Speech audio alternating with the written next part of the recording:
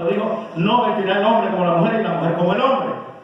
Lo que estaba hablando era de eso, de que el hombre no debe verse vestido femeninamente, no debe verse con un vestido, una forma de vestir que se vea femenino, sino que se vea masculino, con lo que se ponga, ¿no?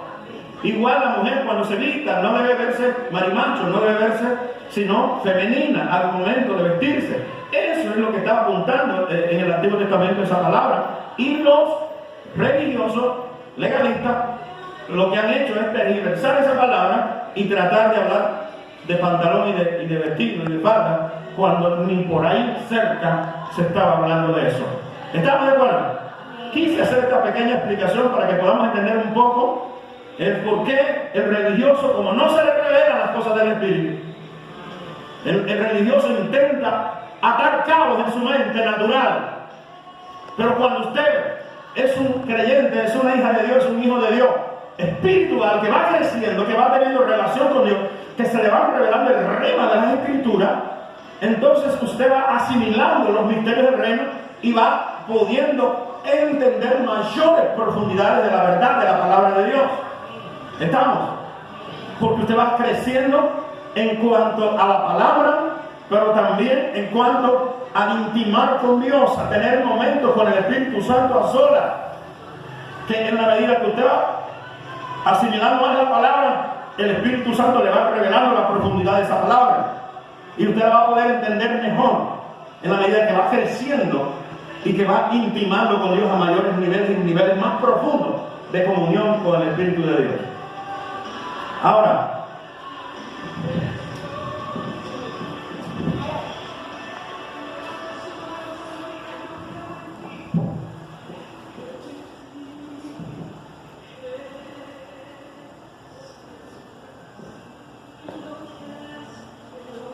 Juan 16, 12 al 14.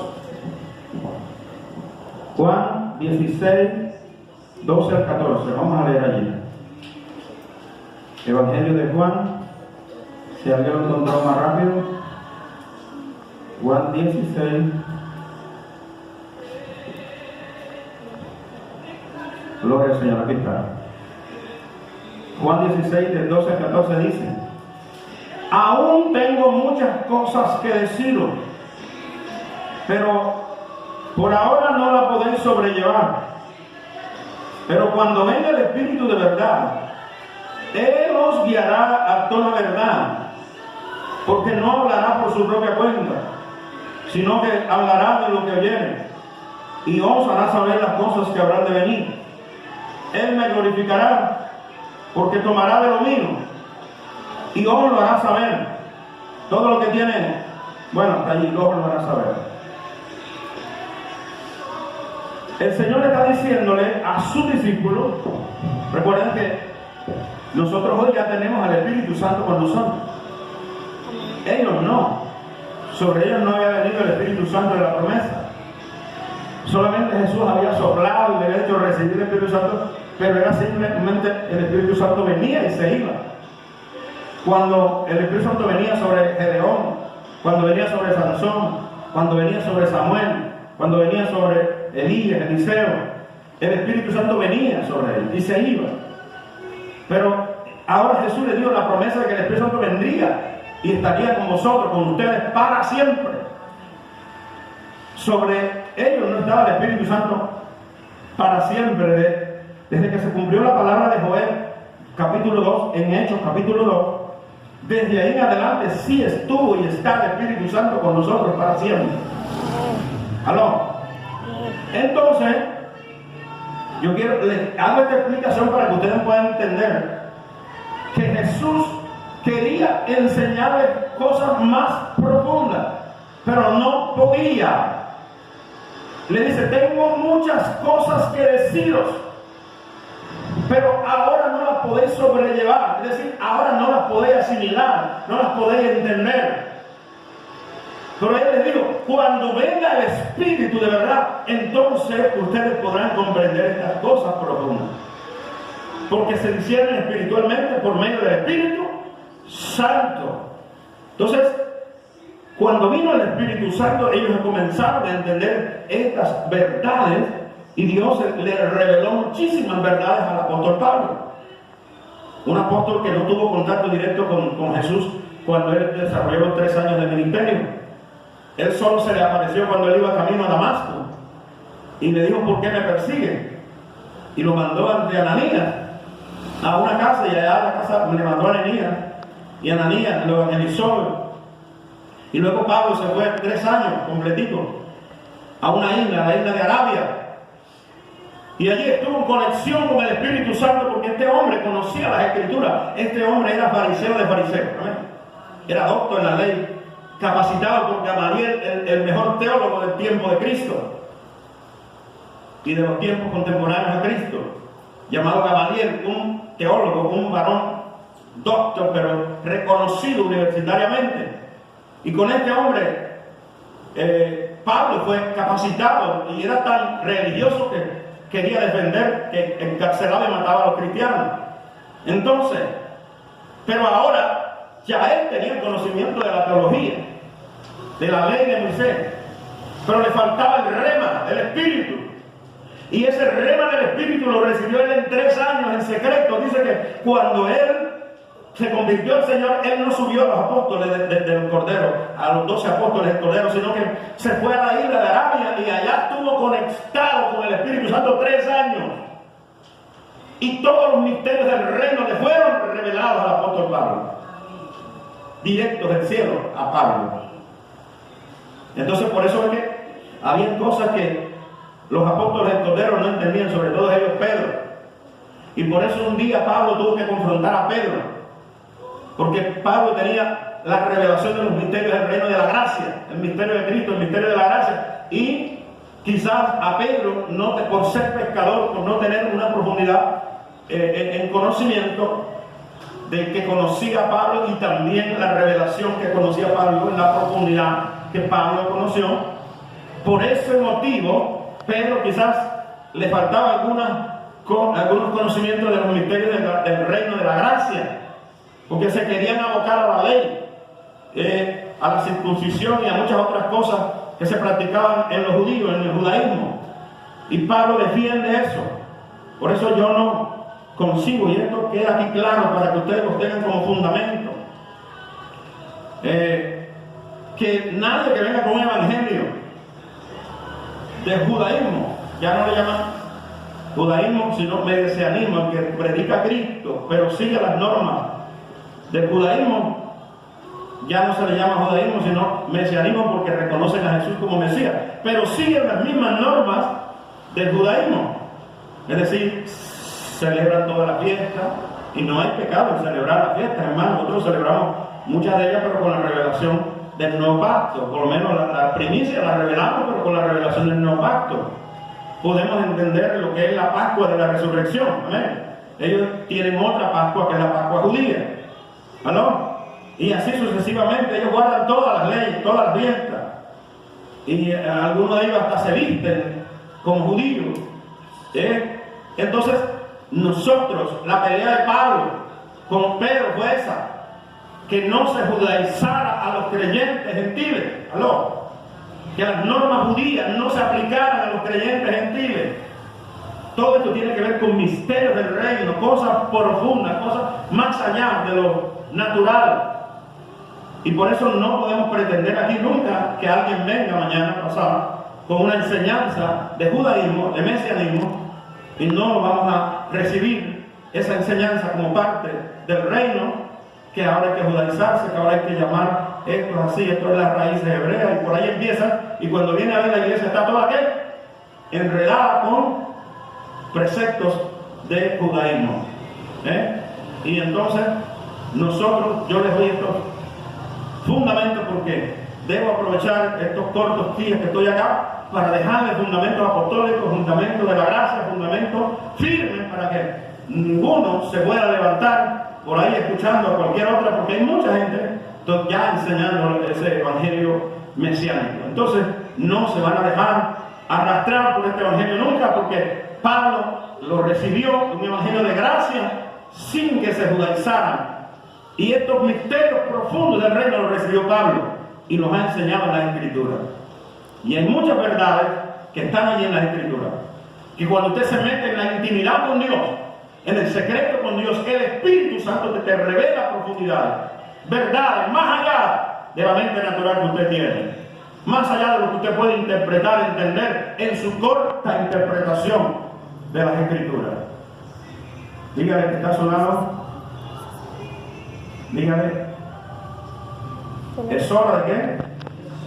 De disponer nuestro corazón a buscar por el Espíritu verdades más que más profundas, significado de verdades del misterio del reino más profundo de lo que ya conoce.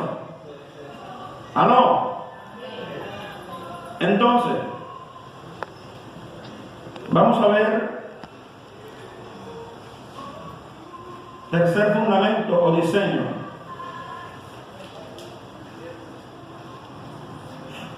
Crecimiento espiritual hasta alcanzar la madurez.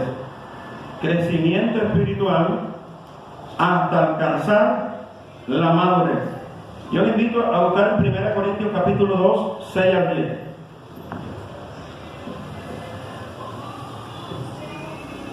1 Corintios 2, 6 al 10. Dice: sin embargo, hablamos sabiduría entre los que han alcanzado madurez, y sabiduría no de este mundo, no de este siglo, ni de los príncipes de este siglo, que perecen. Mas si hablamos de sabiduría de Dios en misterio, la sabiduría oculta, la cual Dios predestinó antes de los siglos para nuestra gloria, la que ninguno de los príncipes de este siglo conoció, porque si la hubieran conocido no hubieran crucificado al Señor de gloria. Antes bien, como está escrito, cosas que ojo no vio, ni oído oyó, ni han subido al corazón de hombre, son las que Dios preparó para los que le aman. Pero Dios nos las reveló a nosotros por el Espíritu, porque el Espíritu todo lo escudriña, aún lo profundo de Dios. Entonces, el tercer fundamento o diseño para entender estas verdades profundas es la madurez espiritual. Hay una sabiduría que es dada por el Espíritu Santo, pero esa sabiduría la desarrolla solamente el que va alcanzando ¿qué? La madurez en Cristo. Es decir, vas madurando espiritualmente, es un creyente maduro, es un hijo de Dios maduro, maduro en la palabra, maduro en el Señor, maduro en la práctica de la fe cristiana, de la fe en Cristo. Entonces, a medida que la persona va madurando, va alcanzando madurez espiritual, esta sabiduría le es revelada, y con esta sabiduría puede entender verdades demasiado profundas. Pablo dice, estas verdades solamente las hablamos entre los que han alcanzado madurez. Entonces, por eso hoy hay niños espirituales, amigos y creyentes maduros, pero como les digo, no mucho tiempo voy a estar acá, entonces necesito aprovechar los poquitos tiempos que tengo. ¿Para qué? Para poderles impartir estas verdades, tanto a los nuevos como a los otros. Pero la idea es que hay ciertas verdades demasiado profundas que el que no tiene madurez en Cristo no las puede entender en el momento. Las entenderá después, posteriormente, y la medida que se meta con Dios, esas verdades se le van a ser reveladas por el Espíritu Santo. Entonces, quiero colocarles un ejemplo. Quiero colocarles un ejemplo de una verdad espiritual profunda para que ustedes me puedan entender todos los tres principios que acabamos de dar. Los tres fundamentos, los tres diseños. Y es la salvación por gracia. Ya les avancé un poco. El tema de la salvación por gracia. Y el tema es, la pregunta surge es, ¿se pierde la salvación o no se pierde? Eso es una pregunta. ¿Qué creen ustedes? ¿Se pierde la salvación o no se pierde?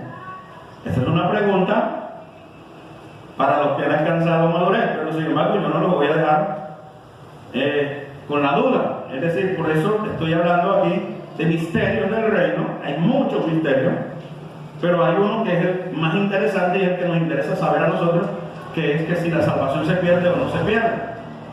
Esa es una verdad que no todo el mundo la va a entender de la noche a la mañana. Nadie la va a entender así a buena primera. Tiene que entender las escrituras y tiene que entender por el Espíritu muchas verdades que están escritas aquí, y sobre todo que la salvación no es por obra sino es por gracia. Entonces yo les voy a hablar un poquito hasta donde usted pueda entender, y lo que no entienda entonces queda de tarea que usted se meta con Dios y Dios mismo a usted le pueda aclarar lo que yo trato de enseñarles hoy. ¿Estamos? Porque como todos no tienen la misma estatura espiritual, no todos tienen la misma medida de fe, no todos mismos tienen la misma madurez, entonces algunos entenderán, otros quedarán allí como con la duda. Y la respuesta de esta pregunta es: no se pierde, la salvación no se pierde. Entonces cuando yo le digo la salvación no se pierde, entonces surge, se le pone la cabeza bien grande a usted, ¿sí o no? Entonces ya le voy a decir por qué no se pierde la salvación y a quienes no se le pierde la salvación. Entonces, pero no podemos caer en la herejía que sacó José de Jesús, José Luis de Jesús, algo así es un pastor que ya murió, que se hacía llamar Jesucristo hombre. José de Jesús Miranda creo que era el nombre de él, y él enseñaba la doctrina de salvo, siempre salvo, pero no con esta revelación que les voy a entregar hoy. Él enseñaba una herejía torcida, que era una herejía errada, y no con la revelación que yo les voy a entregar hoy. Entonces sí hablaba de la salvación por gracia, que no se pierde la salvación, pero no la hablaba con esta revelación que yo les voy a dar hoy. Entonces vamos firmes ahí, calmados.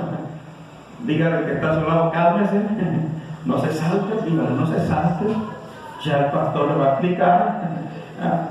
Porque este es un tema que da mucha curiosidad, porque todos los años nos han dicho que cuidado, pabila para allá porque perdiste la salvación, cuidado, pabila para acá porque perdiste la salvación. Entonces es importante que usted comprenda la doctrina de la gracia, que la salvación es por gracia, ya se lo dijimos. Efesios 2, capítulo 2, versículos 8 y 9, dice claramente que no es por gracia, no es por obra, sino por gracia, para que nadie se gloríe. Haciendo obras nadie se salva. Ahora, ¿qué se pierde? No se pierde. Ahora la pregunta es, vamos a mirar lo que Jesús decía. Eso está en, gloria al Señor,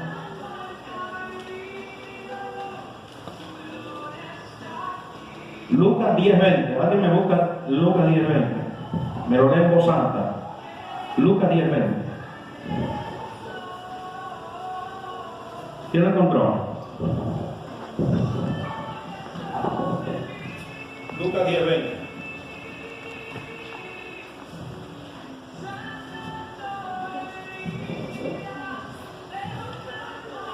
Todos al mismo tiempo.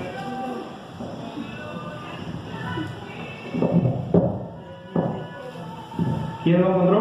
Pero no os regocijéis de que los espíritus se os sujetan, sino regocijaos de que vuestros nombres estén escritos en los cielos. Amén. Vamos a empezar entonces. Primero decimos que la salvación es ¿qué? Por gracia, no es por obra, es por gracia. Usted se salva recibiendo a Cristo, confesándolo como Señor y Salvador, arrepintiéndose de sus pecados. ¿Estamos bien hasta ahí? ¿Hasta ahí lo entendemos? Amén. ¿Sí lo entendemos hasta ahí?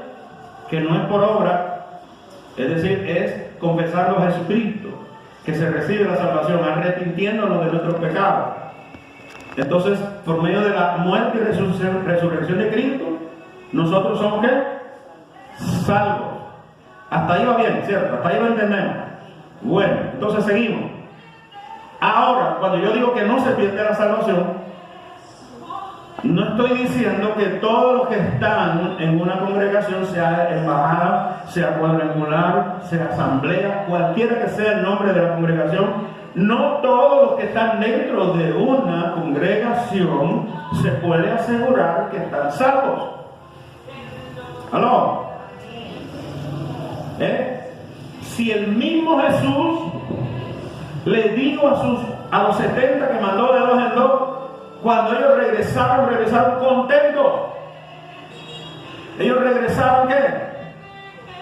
Alegres porque los demonios se les sometían. ¿Y cuál fue la respuesta de Jesús? No se alegren, no se gocen, no se alegren tanto porque los demonios se les sometían.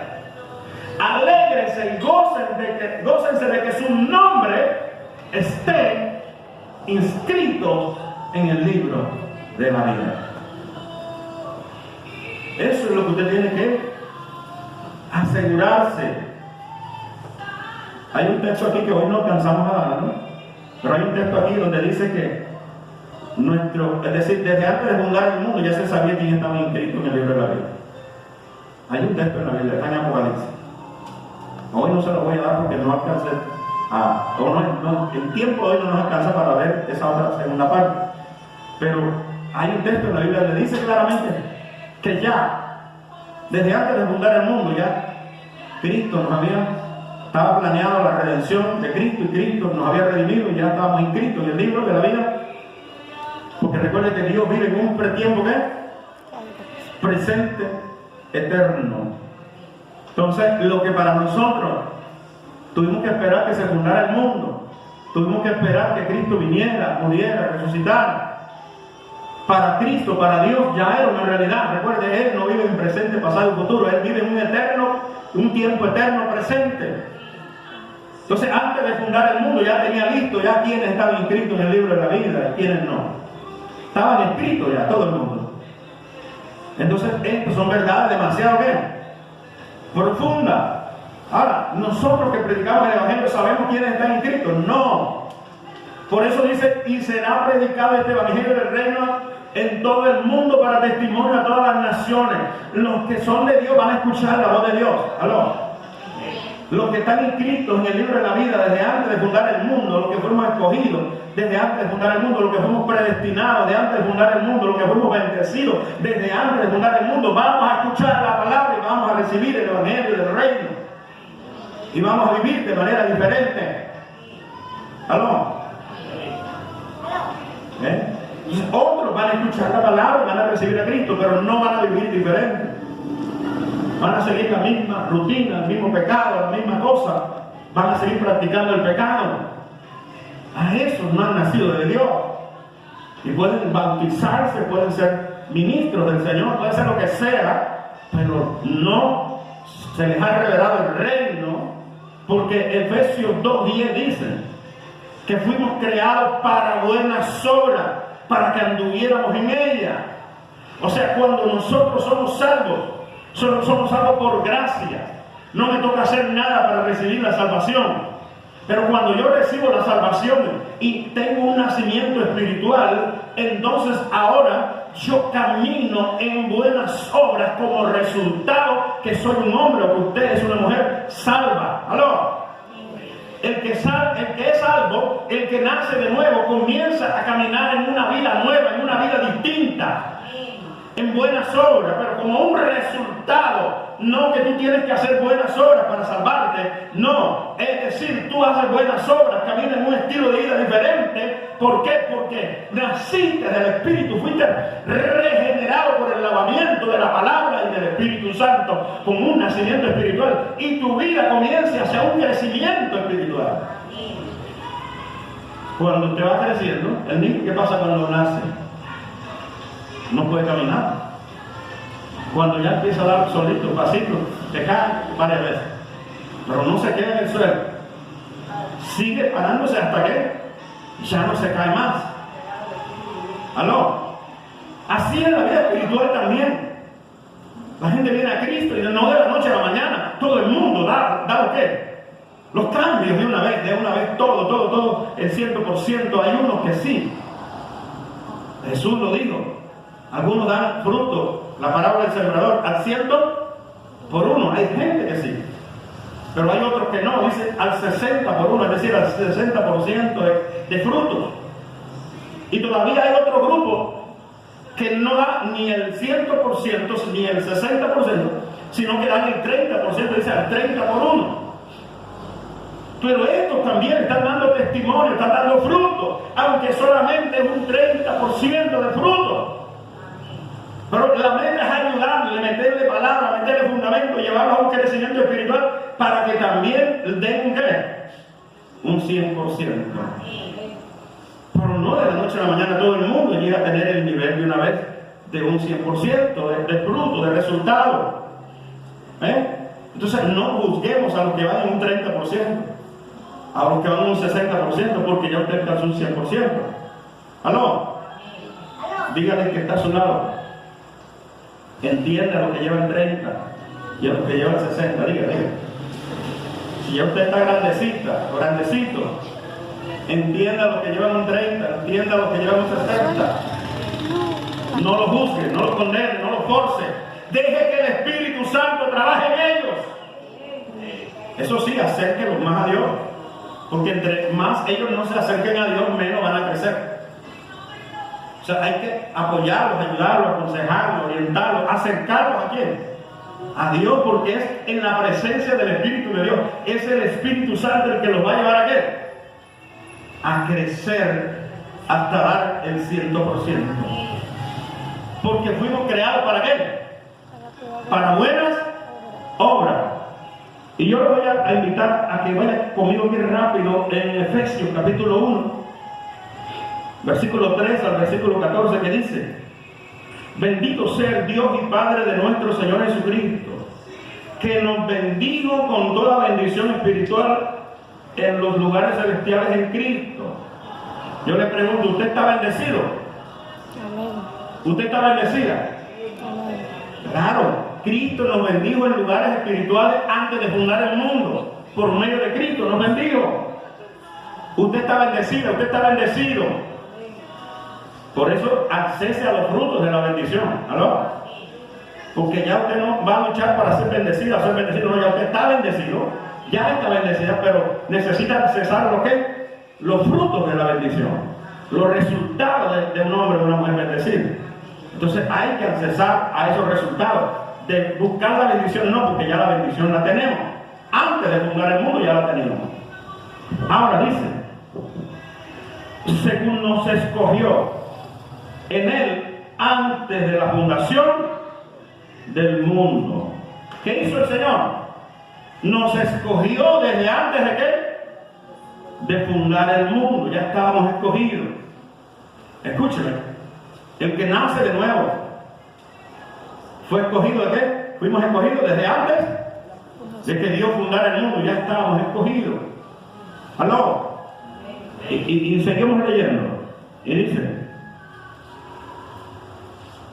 según nos escogió antes de la fundación del mundo para, ahí está el propósito, la palabra para revela propósito, dice para que fuésemos santos y sin mancha delante de Él en amor, habiéndonos predestinado.